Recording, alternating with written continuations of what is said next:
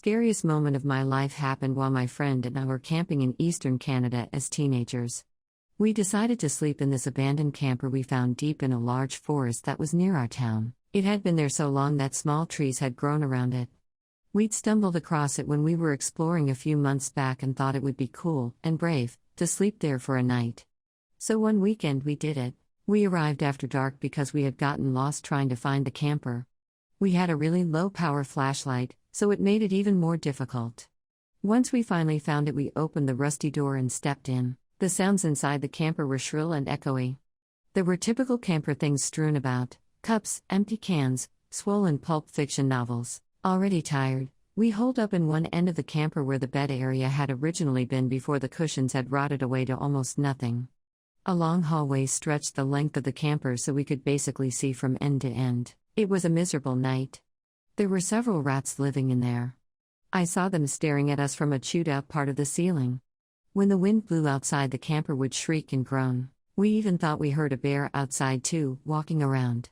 Still, we feigned bravery and acted like we were having a good time. But we were on edge. At some point I woke up from an uncomfortable sleep. I sat up to adjust myself when I noticed some movement out of the corner of my eye.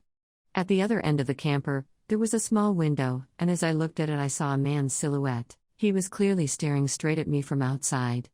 At first I thought maybe it was a weird shape of a tree or something. But when I moved a bit to get a better look, the person clearly reacted and then froze. My heart was pumping and I woke up my friend immediately, saying someone is here over and over and over in a whisper, not taking my eyes off his profile. He woke up immediately and I nodded towards the window. He saw him too. We whispered frantically about who it could be and why was he staring at us. And for the next 10 minutes, no joke, we stared him down. The longer we stared at him, the more frightened we got. Occasionally he would move, but always keeping his eyes locked on us. Eventually I shouted at him, "Hey!" No reaction. My friend was braver than me and decided to shine the flashlight at him. As soon as he did, we realized our horrible mistake. It wasn't a window at all on the other side of the camper. It was a mirror. We had been staring down ourselves from the very start. Completely idiotic. Still, it was the most fearful, relieving and funny moment of my life that I'll never forget it. Closest to paranormal I've ever been.